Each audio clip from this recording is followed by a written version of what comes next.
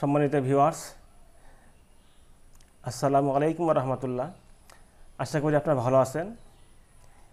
আজকে মাইক্রোসফট ওয়ার্ডের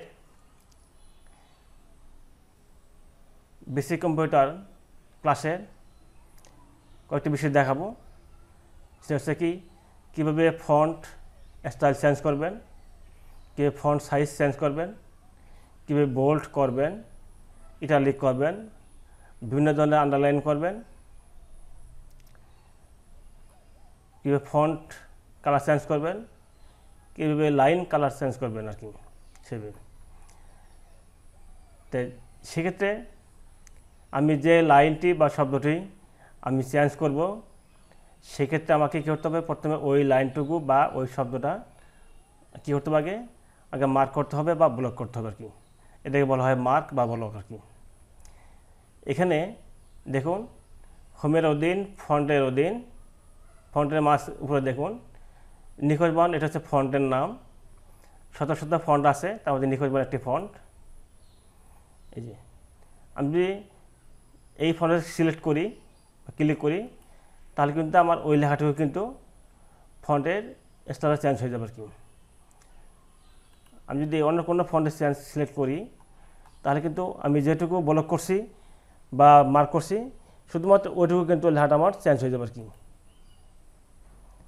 এভাবে আপনি চাইলে যে কোনো ফন্ট দ্বারা আপনি চেঞ্জ করতে পারবেন আর কি।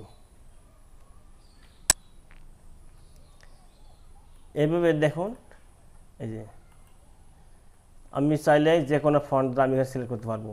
আমি যে ফন্টকে উপরে ধরবো ওই ফন্টে কিন্তু আমি পেয়ে দেবো আর কি। ক্লিক করলাম এখানে, দেখুন এটা কিন্তু অন্যভাবে কিন্তু অন্য ফন্ট যারা চেঞ্জ হয়ে গেছে। তা আমি আবার পূর্ব ব্যবস্থায় ফিরে যাব। আমি নিখোঁজবানে যাব, আমার নিখোঁজবান ছিল, আমি নিখোঁজবানে ফিরে যাব, ঠিক আছে।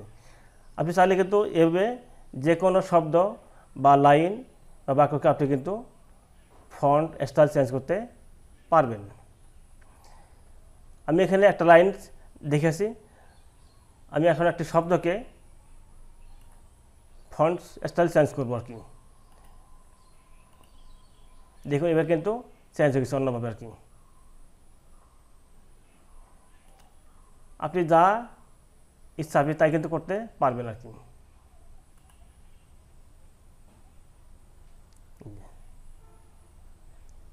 আমি যে ফন্টের উপর ধরতেছি, সাথে সাথে কিন্তু ওই ফন্টের কিন্তু যে স্টাইল সেটা কিন্তু চলে আসতেছে আর কি। এভাবে কিন্তু আপনি ইচ্ছা মতো কিন্তু আপনার ফন্ট স্টাইল চেঞ্জ করতে পারবেন। এর পাশে আছে যে ফন্ট সাইজ। ঠিক এখানে তেমনইভাবে আপনি যে কোনো একটি লাইন বা শব্দকে বা এক বাক্যকে আপনি চাইলে ফন্টের সাইজ চেঞ্জ করতে পারবেন। দেখুন নিখোঁজবান ফন্ট স্টাইলের পাশেই এই 12 এর পাশে একটা ড্রপ ডাউন বাটন আছে, এটাকে বলা হয় drop down button. Drop down button থেকে ক্লিক করে এখানে বিভিন্ন ধরনের ফন্ট সাইজ আছে, 8, 9, 10, এভাবে কিন্তু আপনি চাইলে কিন্তু ফন্ট চেঞ্জ করতে পারবেন। 24 করে দিলাম। তো এটা আমার আছে একরকম ফন্ট, এটা কিন্তু আমার হয়ে গেছে কি 24 ফন্ট আছে। আপনি কোনো লেখার উপর যদি এইভাবে মার্ক করে ধরেন, এখান থেকে কিন্তু দেখা যায় আমার ওই লেখাটুকু বা শব্দটা বা বাক্যটা কোন ফন্টে বা কোন সাইজের ফন্টটা আছে, এখানে ক্লিক করে দেখা যাবে। যেমন দেখুন এখানে এই যে আমি এই লেখাটুকুকে মার্ক করলাম, এখন এই জায়গায় দেখুন 24 ফন্টটা কিন্তু আছে, এটুকু কিন্তু 24 ফন্ট আছে। আমি আবার পাশের অন্য একটি শব্দকে বা বাক্যকে ধরি, দেখুন এখানে কী আসতেছে, তাহলে এটুকু কিন্তু আপনার আছে 12 সাইজ, আর এটুকু আছে কিন্তু আপনার 24 সাইজ। এবার আপনি চেক করলে কিন্তু আপনি কিন্তু ফন্ট সাইজ দেখে নিতে পারবেন ইচ্ছা করলে আর কি। এখান থেকে এই যে এটুকু কত 12 আছে আর কি। আমি একটু চেঞ্জ করে দিই 16। তাহলে এবার দেখুন এখানে আমি যদি কাজটা ধরি, তাহলে এখানে কত আসতেছে 24। এর মানে হচ্ছে আমার এই ফন্টটুকু কিন্তু আমার 24 সাইজ কিন্তু আছে। আমি যদি এখানে ধরি, তাহলে কত আসতেছে এখানে 16, দেখুন 16 এখানে আছে কিন্তু। আমি এটুকু ধরি এখানে, তাহলে কত আসতেছে এখানে 12। তাহলে আপনি ইচ্ছা করলে কিন্তু এখান থেকে ফন্টের সাইজও পরিবর্তন করতে পারবেন। এমনকি আপনি কোনো বাক্য বা শব্দকে যা লিখবেন, ওটা কত সাইজে আছে বা কত সাইজের ফন্ট আছে আপনি ইচ্ছা করলে কিন্তু দেখে নিতে পারবেন আর কি। ঠিক আছে, আপনি যদি চান যে আমি এখান থেকেও চাইলে আপনি এখান থেকে ফন্ট চেঞ্জ করতে পারবেন। দেখুন এই যে ড্রপ ডাউন বাটনটা আছে, এর পাশে একটা আছে কিন্তু আর কি, এর পাশে কিন্তু এখানে ড্রপ ডাউন বাটন দেওয়া আছে, এখানে চাইলে বড় হবে এখানে। আবার এর পাশে কিন্তু একটা কিন্তু ড্রপ ডাউন বাটন দেওয়া আছে, এটা কিন্তু আছে নিচের দিকে দেওয়া আছে, এর মানে হচ্ছে এটা কিন্তু কমবে। এই দেখুন এর পাশে কিন্তু যে ড্রপ ডাউন বাটন দেওয়া আছে এটা কিন্তু উপর দিকে তীর চিহ্ন, এটা কিন্তু নিচের দিকে তীর চিহ্ন, এখানে দিলে কিন্তু ফন্ট সাইজটা ধীরে ধীরে কমে আসবে। এর পাশে দেখুন এই যে sentence case, lower case, upper case, capitalise each word, toggle S.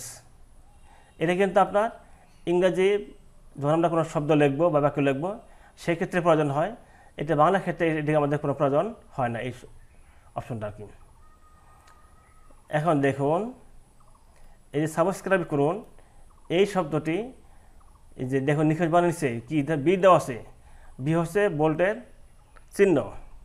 আপনি যদি এখানে যদি ক্লিক করেন তাহলে আপনার কিন্তু ওই মার্ক করা বা ব্লক করা শব্দটি বা লাইনটি কিন্তু কি বোল্ট হয়ে যাবে আর কি।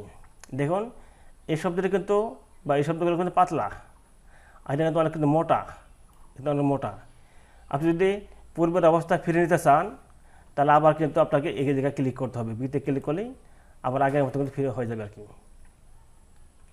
ঠিক তেমনিভাবে আপনি চাইলে কোনো শব্দকে বা লাইনকে বা বাক্যকে আপনি যেমন বোল্ড করতে পারবেন তেমনি কিন্তু আবার পূর্বের অবস্থায় ফিরে নিতে পারবেন, এটা আমরা বুঝতে পারলাম।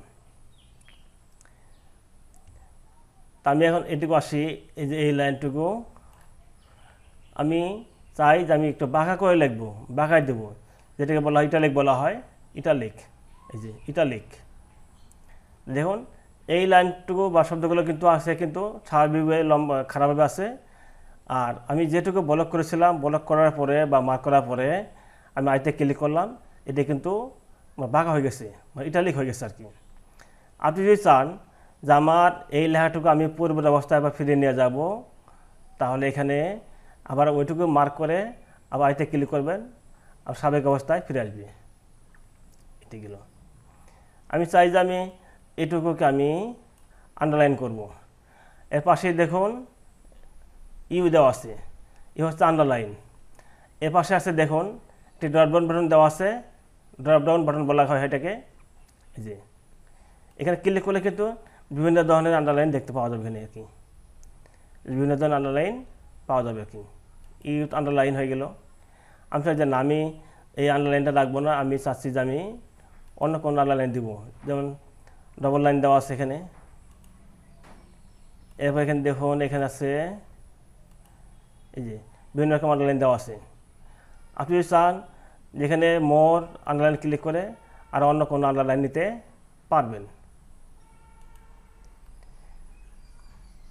আপনি যদি চান যে না আমি আন্ডারলাইন রাখবো না, সেক্ষেত্রে সিদ্ধ লেখা আছে যে নান, ক্লিক করলে কিন্তু আন্ডারলাইনটি পূর্ব অবস্থায় ফিরে যাবে, আন্ডারলাইন আর থাকবে না সেক্ষেত্রে আর কি। এর পাশে দেখুন এক্স নিচে 2 দেওয়া আছে, এক্স 2 উপরে দেওয়া আছে। এটি আমরা যখন কোনো সংখ্যা লেখার পর যদি কোনো পাওয়ার দেওয়ার প্রয়োজন হয় বা নিচে পাওয়ার লেখার প্রয়োজন হয়, আমরা যখন বিজ্ঞান যখন লিখি বিজ্ঞানে যেমন অক্সিজেনের প্রতীক লিখি আমরা লিখি, সেক্ষেত্রে কিন্তু আমাদের নিচে বা উপরে কিন্তু পাওয়ার দেওয়ার প্রয়োজন হয়। সেক্ষেত্রে এটা সিলেক্ট করে আমি যা লিখবো তাই নিচে চলে আসবে 2, এটা গেল। এবার দেখুন আমি লিখব পি, পি লেখা আমি চাচ্ছি যে আমি উপরে পাওয়ার দেবো, সেক্ষেত্রে উপরটি সিলেক্ট করে আপনি এখন যে পাওয়ার দেবেন না কেন সেটা কিন্তু উপরে চলে যাবে পাওয়ার 3। আমি চাই যে 4 দিলাম, 4 এই কিন্তু। আর নর্মালি আপনি যদি এই জায়গায় যদি ক্লিক না করেন, এই যে এখানে ক্লিক না করেন, তাহলে আপনি যদি যতই লেখেন না কেন 3, 4 যাই লেখেন না কেন আপনার কিন্তু নিচে কিন্তু বা উপরে কিন্তু আসবে না। এরপরে আসুন এর পাশে দেখুন এই যে টেক্সট ইফেক্ট অ্যান্ড টাইপোগ্রাফি, এখান থেকে ক্লিক করে বিভিন্ন ধরনের চেঞ্জ করা যায়, এই যে এই যে আপনি যেতে ক্লিক করবেন সেটা কিন্তু রূপ নিয়ে নেবে আর কি। এই যে বিভিন্ন ধরনের আউটলাইন দেওয়া আছে, বিভিন্ন ধরনের দেওয়া আছে, আর নো করে দিলে নো হয়ে যাবে আর কি। এই যে আমি এটা নিয়ে ডাকলাম, আমি চাচ্ছি যে এটা একটু চেঞ্জ করে দেব এখানে হয়ে যাবে।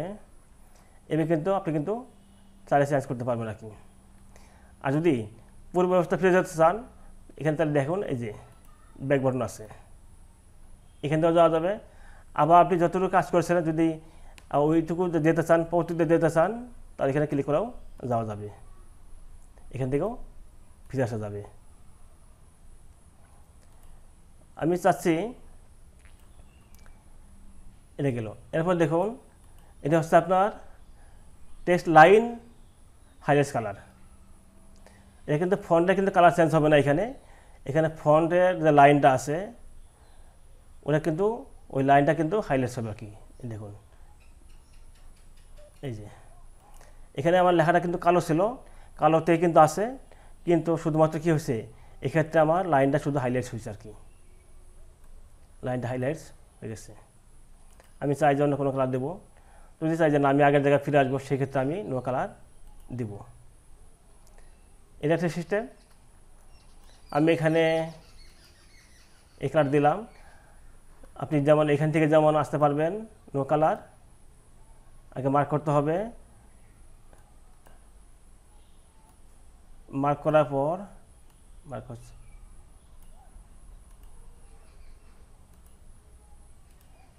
আগে মার্ক করতে হবে, এখানে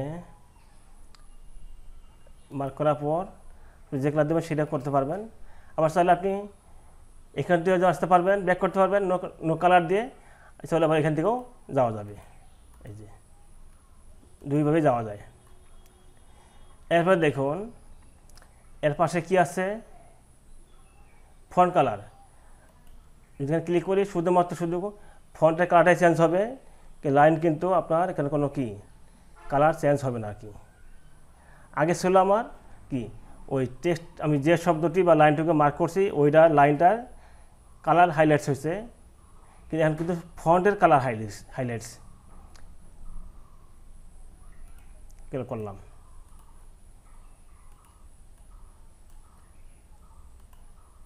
আচ্ছা লাল দিয়ে দিলাম।